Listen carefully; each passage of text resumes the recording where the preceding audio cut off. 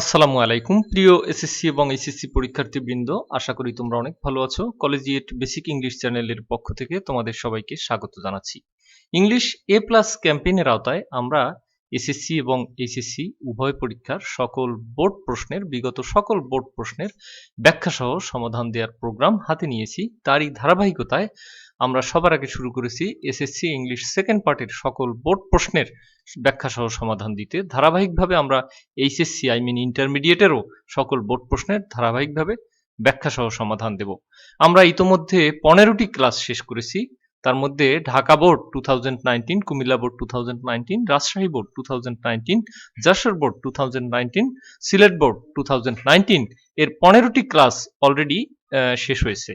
এটি হচ্ছে 16তম ক্লাস, যেটি হচ্ছে বরিশাল বোর্ড 2019 এর কোশ্চেন নাম্বার 1 থেকে 3 পর্যন্ত আলোচনা হবে ক্লাস 16-এ, এবং ক্লাস 17 বা 17তম ক্লাসে 4 থেকে কোশ্চেন নাম্বার 4 থেকে 6 পর্যন্ত আলোচনা করা হবে, এবং 18 নম্বর ক্লাসে 7 থেকে 11 পর্যন্ত প্রশ্ন আলোচনা করা হবে। আমরা সাধারণত 11টি প্রশ্ন সেকেন্ড পার্টের 3টি ভাগে ভাগ করে 3টি ক্লাসে ভাগ করে আলোচনা করি। তার মধ্যে 1 থেকে 3 পর্যন্ত একটি ক্লাসে, তারপর 4 থেকে একদম 6 পর্যন্ত একটি ক্লাস, এবং 7 থেকে 11 পর্যন্ত আরেকটি ক্লাসে আলোচনা করি। এটি হচ্ছে 16 নম্বর ক্লাস। এরপরেও আমরা চিটাগং, চট্টগ্রাম বোর্ড, দিনাজপুর বোর্ড সহ আর অন্যান্য বোর্ড সমাধান করব। তো আশা করি তোমরা সাথেই থাকবে। শিক্ষার্থী বন্ধুরা, আমাদের কলেজিয়েট বেসিক ইংলিশ চ্যানেলটি তোমরা অবশ্যই সাবস্ক্রাইব করবে। সাবস্ক্রাইব করার জন্য সাবস্ক্রাইব বাটনে ক্লিক করার পরে পাশে একটি বেল আইকন পাবে। সেই বেল আইকনে ক্লিক করার পরে অল বাটনে ক্লিক করবে, তাহলে দ্রুত যখনই আমি নতুন ভিডিও আপলোড করব তার নোটিফিকেশন তুমি পেয়ে যাবে, তোমার মোবাইল ফোনের স্ক্রিনে চলে যাবে। শিক্ষার্থী বন্ধুরা, আমাদের দুটি বই রয়েছে তোমাদের গ্রামাটিক্যাল অংশের জন্য এবং রাইটিংস অংশের জন্য, এসএসসি এবং এইচএসসি উভয় পরীক্ষার জন্য। গ্রামাটিক্যাল যে বইটি সেটির নাম হচ্ছে কলেজিয়েট বেসিক ইংলিশ গ্রামার। এই বইটিতে তোমাদের গ্রামাটিক্যাল অংশের যে সমস্ত টপিকস রয়েছে সেই টপিকসগুলো অত্যন্ত চমৎকারভাবে ব্যাখ্যা বিশ্লেষণ সহকারে উপস্থাপন করা হয়েছে। Parts of speech, article, preposition, gap filling activities with clues, without clues, substitution table, right form of verbs, narrative style, changing sentence, completing sentence, suffix, prefix, tag question, sentence connectors, punctuation, pronoun reference, modifier, antonym, synonym, phrase idioms, tense ইত্যাদি বিষয়গুলো অত্যন্ত চমৎকারভাবে উপস্থাপন করা হয়েছে। আশা করি তুমি যদি বইটি বুঝে পড়ো তাহলে নিজেই একজন ইংরেজির দক্ষ টিচার হতে পারবে। ইংলিশে তুমি এ প্লাস নিশ্চিত করতে পারবে। আমাদের আরেকটি বই হচ্ছে রাইটিং এর বই। সেই বইটির নাম হচ্ছে an essential book of paragraph, composition, letter and application. সেই বই, দুটি বই আমাদের শুধুমাত্র তোমরা অনলাইনে ক্রয় করতে পারবে। এই যে দেখো, আমাদের এইচএসসির যে বইটি, এইচএসসির যে 60 মার্কের গ্রামার রয়েছে সেটাও একদম gap filling activities by using article থেকে শুরু করে পাংচুয়েশন পর্যন্ত, আবার এসএসসিরও সবগুলো বিষয় আলোচনা করা হয়েছে। আমাদের এটি হচ্ছে রাইটিং এর বই। এটি তে ফ্রি হ্যান্ড রাইটিং অর্থাৎ ইংরেজি বানিয়ে লেখার দুর্দান্ত টিপস রয়েছে, কৌশল রয়েছে। এছাড়াও এক paragraph, composition, letter, application, CV format দিয়ে অনেকগুলো paragraph, composition, letter, application, CV লেখার কৌশল রয়েছে। এছাড়াও যে কোনো প্যারাগ্রাফ, কম্পোজিশন, এসে লেখার জন্য টিপস রয়েছে। তো আশা করি বইটি তোমাদের, দুটি বই তোমাদের খুব উপকারে আসবে। তোমরা যদি একটি বই নিতে চাও তাহলেও নিতে পারবে, দুটি বই নিতে চাইলেও নিতে পারবে। কোন বইটির কত দাম, কিভাবে ক্রয় করবে, কোন নম্বরে অর্ডার করে, কোন নম্বরে ফোন করে অর্ডার করবে ইত্যাদি সব তথ্য এই ভিডিওর ডেসক্রিপশন বক্সে দেওয়া রয়েছে।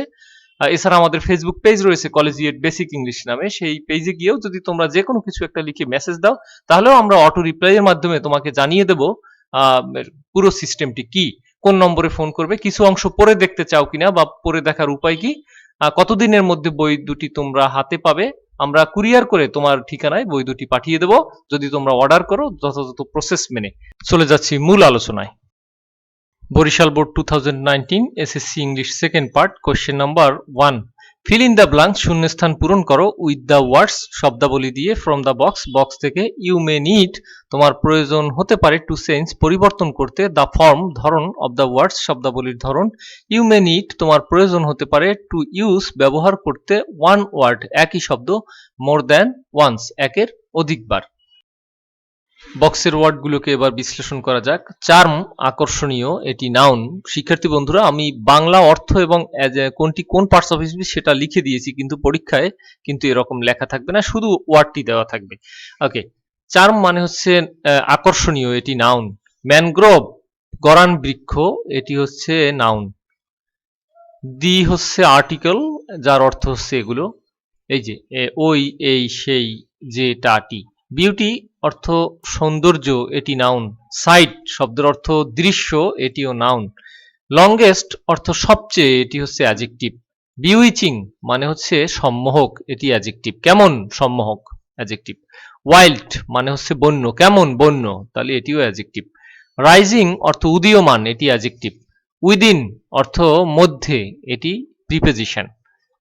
দ্য সি বিচ সমুদ্র সৈকত অফ কক্সবাজার, কক্সবাজারের, ইজ হচ্ছে a dash gift of nature, অর্থাৎ প্রকৃতির gift. A dash gift of nature, প্রকৃতির একটি ড্যাশ গিফট, একটি ড্যাশ উপহার। কেমন উপহার, তাহলে বলতে পারি আমরা যখন উপহার পাই ভালো লাগে তখন বলি কি চমৎকার উপহার, কি সুন্দর উপহার, তাহলে বলতে পারি বিউটিফুল, সুন্দর গিফট, তাহলে বা চমৎকার গিফট, তাহলে বিউটিফুল ব্যবহার করব। এই যে আর্টিকেল রয়েছে, তারপরে আবার নাউন রয়েছে, আর্টিকেল এবং নাউন এর মাঝখানে অ্যাডজেক্টিভ ব্যবহৃত হয়। এছাড়াও এই যে গিফট হচ্ছে নাউন, নাউনের পূর্বে অ্যাডজেক্টিভ বসে। তাহলে কেমন গিফট, বিউটিফুল গিফট, অর্থাৎ এই গিফটকে মডিফাই করার জন্য তার পূর্বে অ্যাডজেক্টিভ লাগবে। অর্থপূর্ণ অ্যাডজেক্টিভটি হলো বিউটিফুল। আমরা এই বিউটিকে পরিবর্তন করে বিউটিফুল করে ফেলেছি। ওকে, দা ব্লু ওয়াটার অর্থ নীল পানি, অব দ্য সি সমুদ্রের, অ্যান্ড ইটস ড্যাশ, এই যে ইটস রয়েছে মনে রাখবে যে my, our, their, his, her, I T S, it's, এগুলো যদি থাকে তারপরে একটি নাউন ব্যবহৃত হবে। তবে এই যে নাউন কিন্তু ব্যবহৃত হয়েছে, ইটস ওয়েব, এখন সেই নাউনকে মডিফাই করার জন্য তার পূর্বে অ্যাডজেক্টিভ ব্যবহৃত হতে পারে। কেমন ঢেউ, ইটস রাইজিং ঢেউ, মানে হচ্ছে তা উদীয়মান ঢেউ, এই যে উদীয়মান ঢেউ। আর অলওয়েজ সর্বদা, এ প্লেজেন্ট হচ্ছে একটি মনোমুগ্ধকর, তারপর আবার শূন্যস্থান রয়েছে, আমরা পুরোটা করে তারপর অনুবাদ করব। আচ্ছা, always a pleasant, pleasant, always a pleasant একটি মনোমুগ্ধকর, তাহলে নিশ্চয়ই দৃশ্য ধারণ করে, রাইজিং সেই ঢেউয়ের দৃশ্য, তাহলে বলতে পারি এ প্লেজেন্ট সাইট, সাইট মানে হচ্ছে দৃশ্য। কেমন দৃশ্য, প্লেজেন্ট সাইট, প্লেজেন্ট সাইট একসাথে আর কি। প্লেজেন্ট সাইট মানে চমৎকার মনোমুগ্ধকর দৃশ্য। হুইচ যা কুলস শান্ত করে আওয়ার মাইন্ড আমাদের মনকে, ড্যাশ আ মোমেন্ট, তাহলে বলতে পারি উইদিন আ মোমেন্ট, অর্থাৎ মধ্যে, কি উইথ এ মোমেন্ট মানে একটি সময়ের মধ্যে বা একটি মুহূর্তের মধ্যে, তাহলে বলতে পারি উইদিন আ মোমেন্ট, এক মুহূর্তের মধ্যে, উইদিন আ মোমেন্ট। এবার আমরা একটু বঙ্গানুবাদ করি। দ্য ব্লু ওয়াটার মানে হচ্ছে নীল পানি, অব দ্য সি সমুদ্রের, অ্যান্ড ইটস এবং এর, রাইজিং ওয়েভ অর্থাৎ উদীয়মান ঢেউগুলো, আর অলওয়েজ সর্বদা, এ প্লেজেন্ট হচ্ছে চমৎকার মনোমুগ্ধকর দৃশ্য ধারণ করে, সাইট মানে দৃশ্য, মনোমুগ্ধকর দৃশ্য। হুইচ যা কুলস আওয়ার মাইন্ড আমাদের মনকে শান্ত করে, উইদিন আ মোমেন্ট এক মুহূর্তের মধ্যে। Okay, it is the dash sea beach in the world, এই যে it is the dash sea beach, কেমন সি বিচ, এই যে সি বিচ রয়েছে আর্টিকেল এবং নাউন, সি বিচ তো নাউন মানে সমুদ্র সৈকত, আর্টিকেল এবং নাউনের মাঝে কিন্তু অ্যাডজেক্টিভ বসে। যাই হোক, তার ছাড়াও আমরা বোঝা যায় যে কেমন সি বিচ, এটি হচ্ছে ইট ইজ দ্য, আর দি রয়েছে, তাইলে মনে রাখবে যে দি এর পরে যদি অ্যাডজেক্টিভ ব্যবহৃত হয় তো অ্যাডজেক্টিভের সাধারণত যখন আমি অ্যাডজেক্টিভ ব্যবহার করব, যখন ডিগ্রির পরিবর্তনের ব্যাপারটি আসবে তখন কিন্তু সুপারলেটিভ ডিগ্রি ফর্মটি ব্যবহৃত হয়। তাহলে লংগেস্ট, এই যে লংগেস্ট রয়েছে সবচেয়ে লংগেস্ট, তাহলে লংগেস্ট শেষে ইএসটি থাকলে সেটিকে সুপারলেটিভ ডিগ্রি হিসেবে মনে করা হয় সাধারণত। তাহলে ইএসটি রয়েছে, তাই তার পূর্বে দি, এদিক দিয়ে যেমন যুক্তির সাথে মেলে, অন্যদিকে এই যে অ্যাডজেক্টিভটি নাউনটি রয়েছে তার পূর্বে অ্যাডজেক্টিভ। কেমন sea beach, longest sea beach, তাহলে নাউনের পূর্বে অ্যাডজেক্টিভ ব্যবহার করা হয়েছে, এদিক থেকেও মেলে। ইন দ্য ওয়ার্ল্ড, পৃথিবীর। তাহলে বলতে পারি এই যে, তারপরে বলতে পারি যে Saint Martin island is also a gift of nature in the bay of Bengal, অর্থাৎ বঙ্গোপসাগরে এই সেন্ট মার্টিন দ্বীপটিও হচ্ছে একটি প্রকৃতির উপহার। তাহলে দ্য সেন্ট মার্টিন আইল্যান্ড এটিকে নির্দিষ্ট করে বোঝাচ্ছে, নাম উল্লেখ করে দিয়েছে, সে কারণেই the Saint Martin island is also a gift of nature, এটাও প্রকৃতির একটি উপহার। In the bay of Bengal, অর্থাৎ বঙ্গোপসাগরে। The beauty of the island, এই আইল্যান্ডটির বা এই দ্বীপটির সৌন্দর্য is simply dash, is simply বলতে পারি এর স্বাভাবিকভাবে বিউইচিং মানে হচ্ছে সম্মোহক, অর্থাৎ এই যে সেন্ট মার্টিন আইল্যান্ড সাধারণত সম্মোহক মানে হচ্ছে আকর্ষণীয় ক্ষমতা রয়েছে, তাহলে bewitching, simply bewitching. The Sundarban, Sundarban the largest, এরপর সেই সুন্দরবন সম্পর্কে আরো তথ্য রয়েছে। দ্য লার্জেস্ট ড্যাশ ফরেস্ট, হ্যাঁ ম্যানগ্রোভ ফরেস্ট, ফরেস্টের সাথে ম্যানগ্রোভ, কারণ সুন্দরবন ম্যানগ্রোভ ফরেস্ট আমরা সবাই জানি, তো সে কারণে কেমন ফরেস্ট, ম্যানগ্রোভ ফরেস্ট। এখানে এই ম্যানগ্রোভ যদিও নাউন, কিন্তু ম্যানগ্রোভ ফরেস্ট এক্ষেত্রে অ্যাডজেক্টিভ হিসেবে কাজ করছে। যাই হোক, mangrove forest, mangrove forest adjective না, এটিও নাউন, কিন্তু ম্যানগ্রোভ ফরেস্ট দুটি মিনে কম্পাউন্ড নাউন হয়েছে। Of world is another beautiful gift of nature. Okay, it's dash life, আচ্ছা এক্ষেত্রে এই লাইফ রয়েছে, তো লাইফের পূর্বে ইটস, অর্থাৎ ওই যে একটু আগেও বললাম ইটস, যদি হিস, হার, মাই, আওয়ার, দেয়ার ইত্যাদি থাকে, তারপরে কিন্তু ইটস এর পরে কিন্তু নাউন ব্যবহৃত হয়, তো হয়েছেও তাই, ইটস লাইফ এর জীবন, তো সেই নাউনকে মডিফাই করার জন্য তার পূর্বে অ্যাডজেক্টিভ ব্যবহৃত হতে পারে। তাহলে ইটস ওয়াইল্ড লাইফ এর বন্য জীবন, তাহলে ওয়াইল্ড ব্যবহৃত হবে, এক্ষেত্রে ওয়াইল্ড হচ্ছে কিন্তু অ্যাডজেক্টিভ। ইটস ওয়াইল্ড লাইফ এর বন্য জীবন অ্যান্ড মিস্টেরিয়াস সেটিং, এবং রহস্যময় প্রতিবেশ, সেটিং মানে হচ্ছে প্রতিবেশ। মেক ইট মোর, এটাকে আরো কি করে, মেক ইট মোর বলতে পারি মোর চার্মিং, এটাকে আরো মনোমুগ্ধকর করে তোলে। চলে যাচ্ছি পরের প্রশ্ন। কোশ্চেন নাম্বার 2 তে আসা যাক। ফিল ইন দ্য ব্ল্যাঙ্কস, শূন্যস্থান পূরণ করো উইথ সুইটেবল ওয়ার্ডস, উপযুক্ত শব্দাবলী দিয়ে। নাওএডেজ, বর্তমানে দ্য ইয়াং ফার্মার্স, অর্থাৎ যুবক কৃষকরা, তরুণ কৃষকরা অফ আওয়ার কান্ট্রি, আমাদের দেশের, আর শোয়িং, তারা দেখাচ্ছে, ইন্টারেস্ট আগ্রহ দেখাচ্ছে, টু ড্যাশ ফরেন ভেজিটেবলস, অর্থাৎ বিদেশি সবজি, তাহলে নিশ্চয়ই চাষ করতে, তাহলে টু রয়েছে, তারপরে শূন্যস্থান রয়েছে, মনে রাখবে। এই যে শোয়িং কিন্তু একটি ভার্ব, তারপরে আবারও কিন্তু টু রয়েছে, তার মানে নতুন করে আরেকটি ভার্ব ব্যবহার করতে হবে। মনে রাখবে যে টু এর পর শূন্যস্থান থাকলে সাধারণত ভার্ব ব্যবহৃত হয়, তো ভার্বের বেস ফর্মটি ব্যবহার করব। আর কাল্টিভেট, এক্ষেত্রে যেহেতু চাষ করার ব্যাপারটি এক্ষেত্রে অর্থপূর্ণ হয়, তো সেক্ষেত্রে আমরা কাল্টিভেট ব্যবহার করব, টু থাকাতে ভার্বের বেস ফর্মটি ব্যবহার করব। আচ্ছা, cultivate vegetables, they with their innovative power, তারা তাদের উদ্ভাবনী শক্তি দ্বারা, হ্যাভ অ্যাডেড যুক্ত করেছে, নিউ ডিমেনশনস নতুন মাত্রা যুক্ত করেছে, dash the country's agricultural sector, অর্থাৎ দেশের কৃষি খাতে।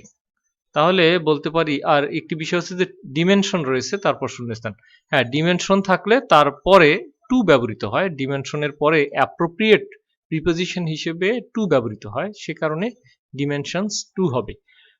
এটি আসলে প্র্যাকটিসের বিষয়, আর অ্যাপ্রোপ্রিয়েট প্রিপোজিশন সম্পর্কে একটু জানাশোনা থাকলে এটা সম্ভব পারা। তাহলে dimension two, the country's agricultural sector. Karimullah, Karimullah is such a dash, Karimullah হচ্ছে একজন এরকমই একজন কি, নিশ্চয়ই কৃষকের কথা বলা হয়েছে যেহেতু, তাহলে ফার্মার, ফার্মার্স হবে না, কারণ এ কৃষক, সে কারণ এ যেহেতু রয়েছে তাই ফার্মার, ফার্মার।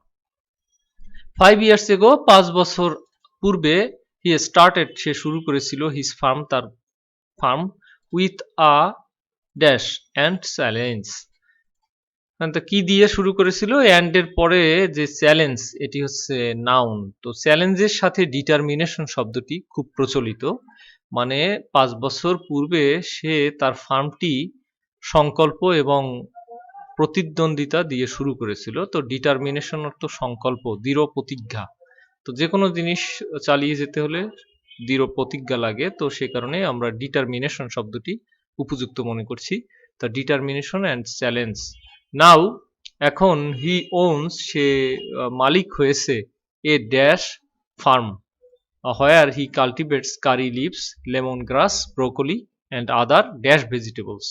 আচ্ছা যাই হোক, হি ওনস এখন সে মালিক হয়েছে এ ড্যাশ ফার্ম, বলতে পারি যে এখন সে তাহলে একটি বড় ফার্মের মালিক হয়েছে অথবা একটি ভেজিটেবল ফার্মের মালিক হয়েছে, কারণ এই যে কারি লিভস, লেমন গ্রাস, ব্রোকলি ইত্যাদি ভেজিটেবলস এর কথা লাস্টে বলা আছে, তো সে কারণে আমরা বলতে পারি যে ভেজিটেবল ফার্মের মালিক হয়েছে, অথবা বলতে পারি একটি বড় ফার্মের মালিক হয়েছে। দুটোই শুদ্ধ, তোমরা যে কোনো একটি লিখবে পরীক্ষায়, আমি দুটোই লিখে দিচ্ছি, বিগ অথবা ভেজিটেবল ফার্ম। হয় যেখানে হি কাল্টিভেটস, সে চাষ করে curry leaves, lemon grass, broccoli and other dash vegetables.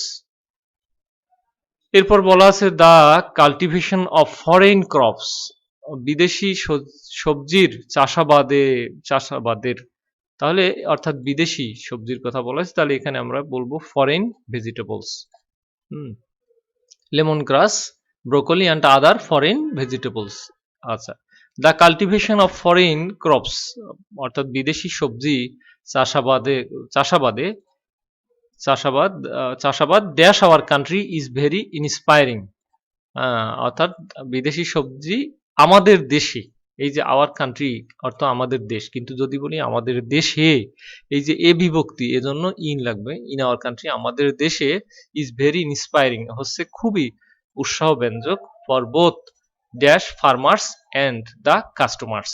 এই যে অ্যান্ড এর পরে দ্য কাস্টমার্স রয়েছে, তার মানে অ্যান্ড এর পূর্বে যে ফার্মার্স রয়েছে তার পূর্বেও তাহলে দা ব্যবহার হবে, সে কারণে the customers. And it brings diversity, এবং এটা বৈচিত্র্য আনে, in our regular dash and nutrition, যেখানেই নিউট্রিশন সেখানেই ডায়েট শব্দটি আসে, diet in our regular diet and nutrition, regular diet and nutrition.